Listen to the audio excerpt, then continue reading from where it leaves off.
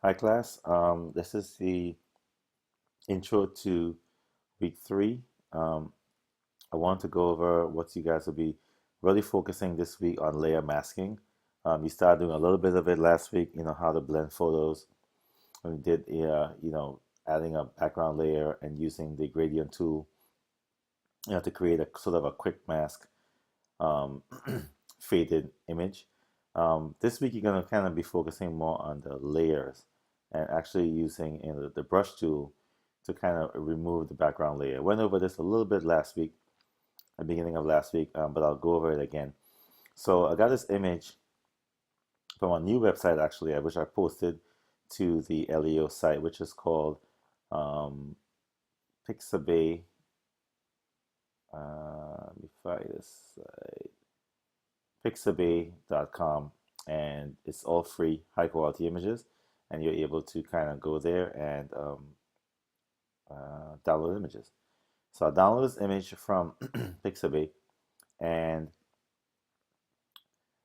the first thing you want to do is when you have this image, you'll have a background layer that's going to be locked. So you want to kind of unlock that layer by just simply clicking the lock, and it'll be off. And we're going to add another layer to that, and we'll move it to the bottom, and that layer will just fill, with a color. So option, command or control delete will give you this background color will automatically go into, will fill the layer. Obviously, if I close that or hide that, you can see the color. So what you want to do is a couple things about layer masking to understand sort of quickly is that there are different ways you can do it. So certainly you can select using the magic wand, and if you were to select before you actually hit the layer mask, which is this little icon down here, if you were to select an image or around an image or deselect that, let's say you just kind of wanted to select around their face, uh, and you just actually hit the layer mask, it'll just, now I have a feather on this, it'll just, mask out the image and right, and it'll see the background image. So let me go back. To get that feathered image on there, I had to go to select, modify feather, added 23 pixels to the feather. If I didn't have that feather on there, it'll just be a very sharp edge. So what we want to do is, before we, so just to show you how that works, what you want to do is you want to have, select that mask layer and make sure you're not select, the image is not selected. Make sure you select the mask. And then you would take the paintbrush tool, and the paintbrush tool up here are some other options. So last week I mentioned this, if you have a big area, you can see the size of that brush, and you want to use a feathered edge, not a hard edge, because if you start using a hard edge, you'll get, that's what you will get. Now I'm masking, I'm actually deleting I'm not deleting, but I'm removing or hiding or masking the front. You can see it's changing right here, but I don't want to use a hard edge. So go back in my history where I have fill layer, and I want to make sure I have a brush that has a feathered edge, okay, a smooth edge, and I can increase it here. Once I start, so I have to make sure I'm on that layer, and I have to actually click the mask tool, make sure I click that, and then I can start painting away. Okay, so I'm painting away the front layer, and you can see it's changing over here. And I could use a big brush all the way around to get closer,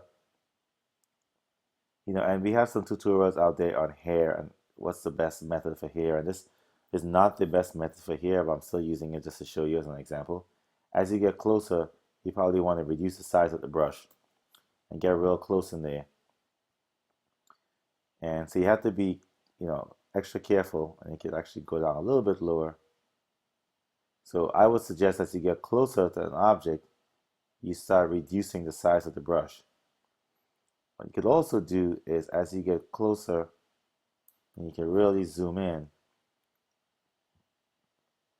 right? You want to get that And again, if you have a Wacom tablet and a pen, maybe slightly easier. I'm using a mouse, um, but I'm getting inside really close. Again, if I get too close and I went over it like that, I can then hit the X key. And what the X key will do is it will flip it back to this area where I can paint the other way. So I'm bringing it back. If I go over, so notice I'm painting it back with the X tool. So if I'm ready to bring that back, I hit the X tool again, come on this side, and I'm removing the foreground once again, and it's showing the background. So whatever background that I use, if the background was an image, a photo, um, then that photo will be at the back. Okay, so you don't have to use a flat color. I'm just using a flat color because it's easy to show you. So you want to paint all that around. Now you'll notice as you get closer,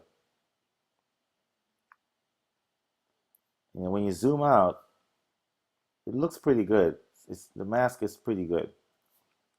That's on there, and then you can choose whatever background you want to change it in there. It takes practice. Um, Again, using the mouse maybe a little bit. I'm using a laptop and a mouse, and just a regular mouse, not a handheld mouse.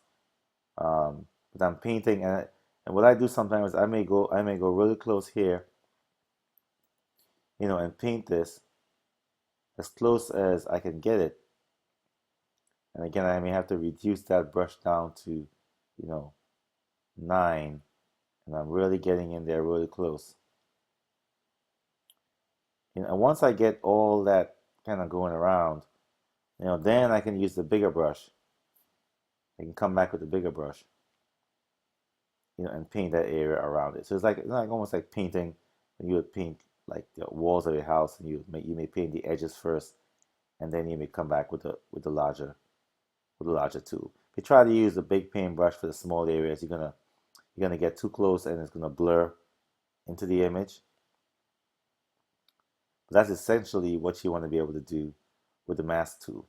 Now, extra little tips of the day. I was gonna give you an extra tip. Um, so one of the cool things about doing this is, as I mentioned, you can, if you go over too much, like I just did, as you can kind of see, the blur went too much. I can come back, maybe a smaller brush, hit the X tool, make sure I'm here, and then hit the X tool. Hit the X tool, and I'm painting back in. So sometimes it's easier, it may be easier, you can undo um, painting the image back over after you finish that mask. You might want to go back in there. And it may take you a couple times to do it. X tool, flip back over, come on this side. It may take you a couple extra times to do it to kind of get it right. But once you get it right, it's gonna look good. It's gonna look real good. So it just takes a lot of practice. Don't get frustrated with it. Again, if you're doing hair, we'll actually go back into that a little bit, a different technique for hair. But for your first project, this will be good. Now, what can happen is you get a lot of this hair right here. What you could do is also change the opacity on it. As you get closer, you can change some of the opacity on, so you get some of it. It's not the full 100% as you get closer to the hair. Okay, so you can blend some of that in, and you can play with the opacity a little bit more, but it's going to remove as much as that background. So sometimes you have to go up a little bit more and kind of blend it in. So as you get closer to the hair, you can use the opacity tool. As you get further away, you can go back to 100%, to get the full, background. And as you can see, as you kind of go away from it, you'll see it's starting to take a little bit better shape. So here, we try to do this quickly.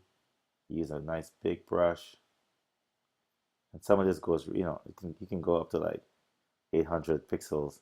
So I can mask away a lot of this big area really fast with a really big brush. But as I get closer, I'm gonna have to reduce that brush to try to get, much closer in there. I'm not doing it extremely close. And again, you have to kind of go in. So you're kind of going in and out with the image, changing different sides of the brush all the time, trying to get precise as you can. Knowing fully well if you make a mistake, um, you can always go back with the X tool to flip it over. And if you don't want to use the X tool, you can just flip it right here. And this will also do the same thing. By flipping it here, you're bringing it back. You flip it back, you're taking it away.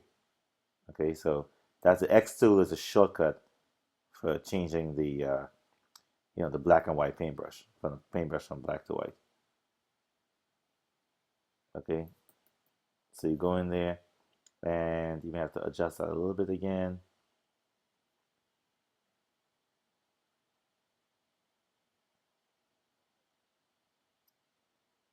So it just takes practice.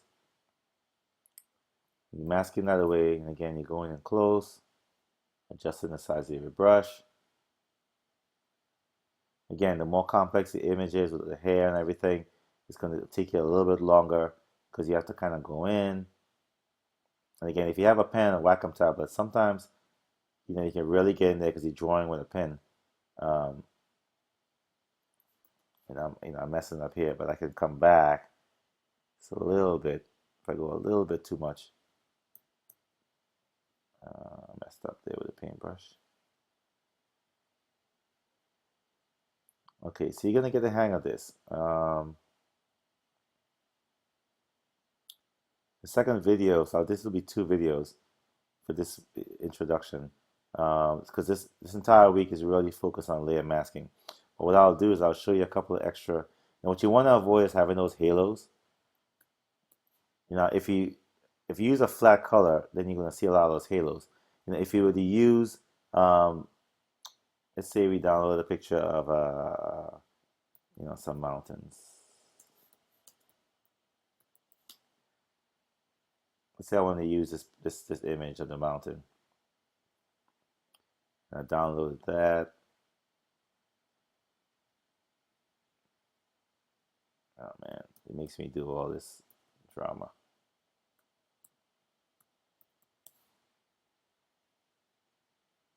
Okay, so if you have another image that you want to download,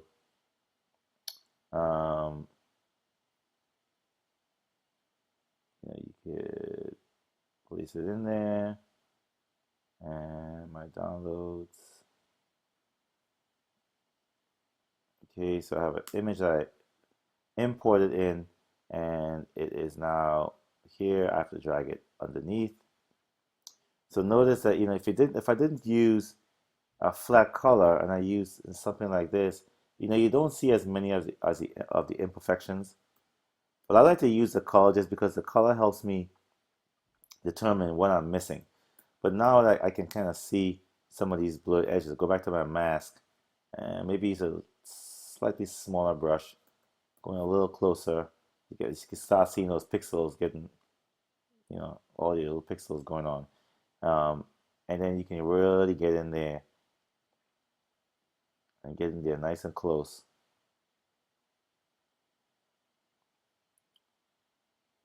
And a lot of those imperfections that we were seeing with the flat color, you're probably not going to see as much, with the image in the background. So if I want to move that image a little bit in the background, move that around, play with that mask a little bit more.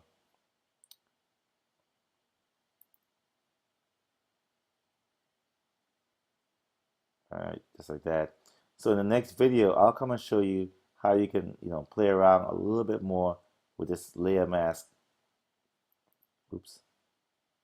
With this layer mask and show you some other tricks that you can do with the adjustment layers. Okay, so I'll see you, but this is looking much better already. As you can see, some of the imperfections are not really there as much. All right, over and out.